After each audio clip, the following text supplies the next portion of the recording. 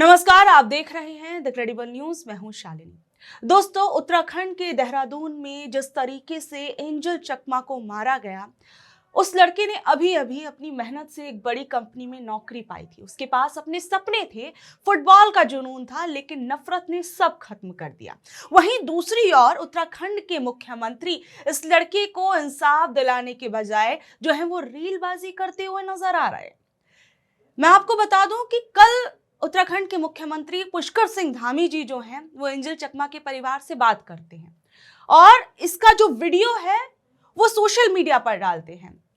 और बकायदा ये साफ नजर आ रहा है कि किस तरीके से ये एकदम सोच समझ के प्री प्लानिंग करके पूरा ये पीआर स्टंट जो है वो नजर आ रहा है कि किस तरीके से धामी जी अपने आप को चमकाने के लिए एक तो परिवार वालों से बात करते हैं। और जब वो परिवार वालों से बात कर रहे होते हैं तो आप देखिए, एक तो फोन स्पीकर पे रखा है और इसमें जो है धामी जी खुद बोले जा रहे हैं। आप खुद सोचिए कि अगर आप किसी व्यक्ति का दुख दर्द जानने के लिए उसे फोन कर रहे हैं तो उसमें आप सबसे पहले क्या करेंगे? उस व्यक्ति को समझेंगे, उस व्यक्ति के दर्द को जानेंगे, उस व्यक्ति के दर्द को सुनेंगे। लेकिन धामी जी तो अपनी पीआर स्टंट को इतना मजबूत करते हुए नजर आ रहे हैं कि मतलब समझिए लगातार वो बोलते ही जा रहे हैं। आप खुद सुन लीजिए कि किस तरीके से पुष्कर सिंह धामी, जिन्होंने अभी ये सोशल मीडिया के अंदर अपना ये रील तो डाला, लेकिन उसके बाद जिस तरीके से लोगों की प्रतिक्रियाएं सामने आ रही हैं वो भी अपने आप में सोचने वाली बात है कि क्या पुष्कर सिंह धामी उनको अब जाके ये सारी चीजें नजर आ रही हैं। इतने दिनों से इंसाफ की मांग की जा रही थी और जब लग रहा है कि लोगों का गुस्सा बढ़ रहा है तो अब जाकर 15-20 दिन बाद जाकर जो है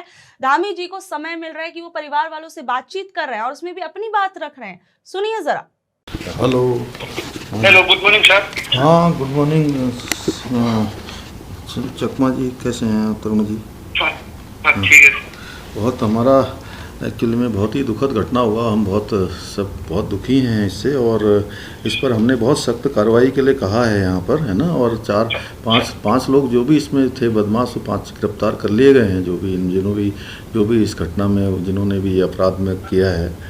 और एक कोई नेपाल का था, शायद वो नेपाल भागा हुआ है या कहाँ है, तो उसके ऊपर इनाम यहाँ घोषित हमने कर दिया है और उसको पकड़ने के लिए भी टीम वहाँ पर भेज दी गई है पुलिस की ना। लेकिन चलिए, अब ये तो सब हो ही जाएगा, लेकिन बहुत दुखद है और हम बहुत दुखी हैं। मतलब सच में बहुत कष्ट है हमको और मैं समझ सकता हूँ आपका बहुत कष्ट है, परिवार में बहुत कष्ट है। और थोड़ा सा हिम्मत करिए और क्या कहें, बहुत आपके लिए, एक पिता के लिए इससे ज़्यादा कष्ट और क्या हो सकता है ना।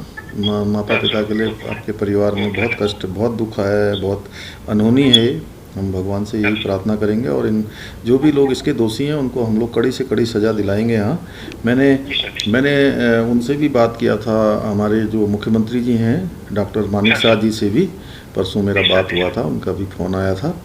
और माननीय गृह मंत्री जी का, रक्षा मंत्री जी, सभी लोगों ने बात किया है मुझे, है ना। तो हम लोग बात कर रहे हैं इसमें, तो हम इसमें पूरी कार्रवाई करवाएंगे। आप बिल्कुल, मतलब इस बात के लिए तो कोई आपको नहीं करना, जो भी कठोर से कठोर कार्रवाई होगी वो होगी। और हम लोग पूरे परिवार के साथ हैं, हर तरीके से आपके साथ हैं इससे दुख की घड़ी में, हर तरीके से, है ना।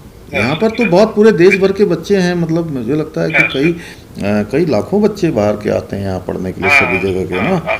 और हर जगह का अच्छा इंस्टीट्यूशन यहाँ पर है, सब कुछ है। और ये जो है ये दुर्भाग्यपूर्ण है बहुत है और हम लोगों के लिए भी बड़ा कष्ट है, बहुत कष्ट है ना। और सच में बहुत कष्ट है, मतलब मैं समझ सकता हूँ, क्योंकि बच्चों का इस प्रकार से होना और एक माता पिता के लिए क्या कष्ट होता है, मैं इसको महसूस कर रहा हूँ आपका। हम लोग ऐसी घड़ी में सब आपके साथ हैं, यहाँ से भी हम लोग जो भी मदद होगी यहाँ से करेंगे, है ना सब, ठीक है ना, करेंगे। आप अपना ध्यान रखिएगा, परिवार का ध्यान रखिएगा। ठीक है ठीक है तरुण, ठीक है। दोस्तों, आज देहरादून में पढ़ने वाले नॉर्थ ईस्ट के हजारों छात्र डरे हुए हैं कि क्या वो अपने ही देश में सुरक्षित हैं। ये बेहद शर्मनाक बात है कि आज भी लोगों को उनके चेहरे या क्षेत्र की वजह से निशाना बनाया जा रहा है। मुख्यमंत्री और बड़े नेता आश्वासन तो दे देते हैं, लेकिन क्या ये आश्वासन उस माँ के बेटे को लौटा पाएगा या छात्रों के मन से वो डर निकाल पाएगा कि क्या हम अपने ही देश के अंदर सुरक्षित हैं? इन तमाम चीजों को लेकर कल कांग्रेस के नेता गौरव गोगोई, उन्होंने क्या कुछ कहा है, जरा सुनिए। समाज में ये जो अपने से कोई परे हो, कोई अलग हो, उसके प्रति अमानवीय व्यवहार करने का जो ये रुतबा है, इसको कैसे बदला जाए,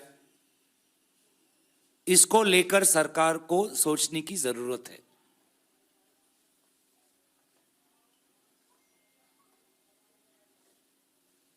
क्या स्कूल के किताबों में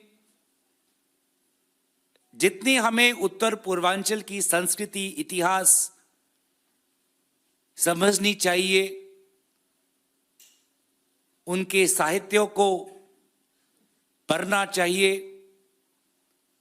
उनके गीत को सुनना चाहिए, उनके भाषाओं को समझने की कोशिश करना चाहिए,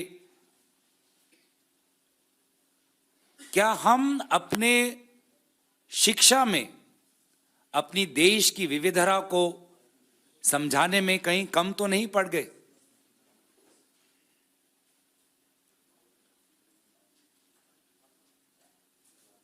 उत्तर पूर्वांचल के लोग शिक्षा के लिए देश के हर कोने में जाते हैं और शिक्षा के लिए ही अंजल चाकमा उत्तराखंड गया। शिक्षा तो मिली, लेकिन जान भी गंवानी पड़ी।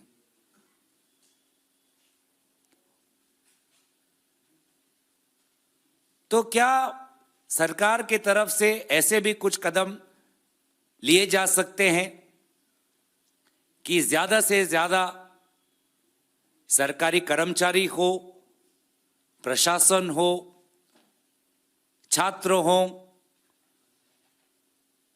देश के विभिन्न कोने से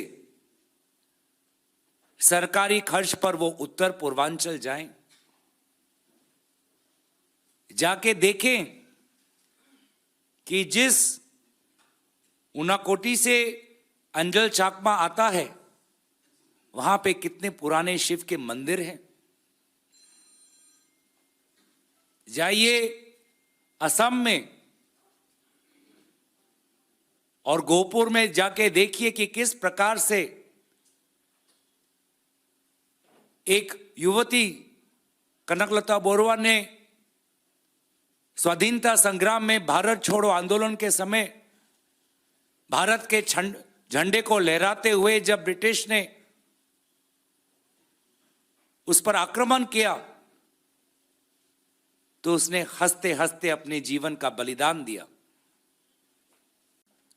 लेकिन ये बात हम इसलिए उठा रहे हैं क्योंकि कुछ जानकारी आई है जो काफी चिंताजनक है। एंजल चकमा के परिवार के कुछ सदस्यों ने मीडिया में कहा है कि वहां की पुलिस,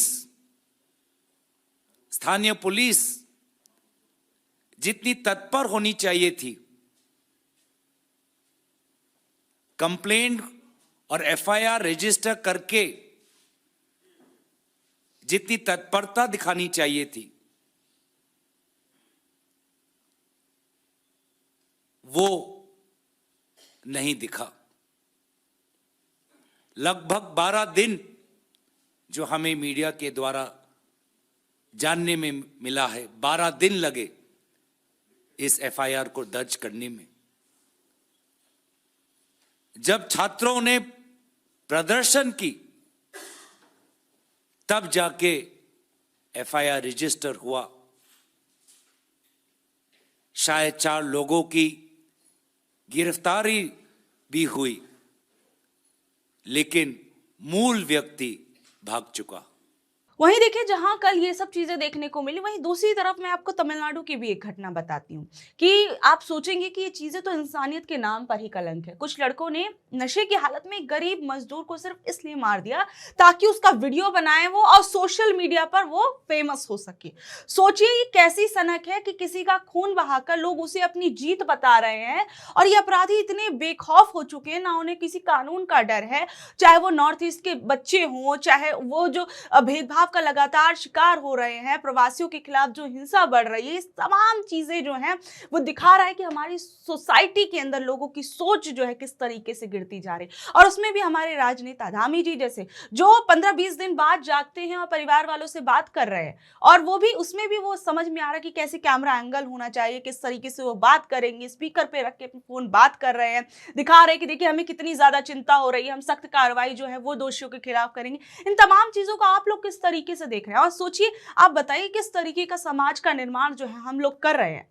बहरहाल इस वीडियो को ज्यादा से ज्यादा लोगों तक शेयर कीजिए और लोगों को बताइए किस तरीके से आज भी हमारे देश के अंदर हमारे ही लोग जो है वो हिंसा का शिकार हो रहे हैं, नस्लीय हिंसा का शिकार हो रहे हैं, धार्मिक हिंसा का शिकार हो रहे हैं, क्षेत्रीय हिंसा का शिकार हो रहे हैं, भाषाई हिंसा का शिकार हो रहे हैं। बहरहाल अब दिखाइए, आप भी लोगों को ज्यादा से ज्यादा वीडियो शेयर कीजिए और बताइए कि किस तरीके से, किस तरीके का समाज जो है वो हम बना रहे हैं।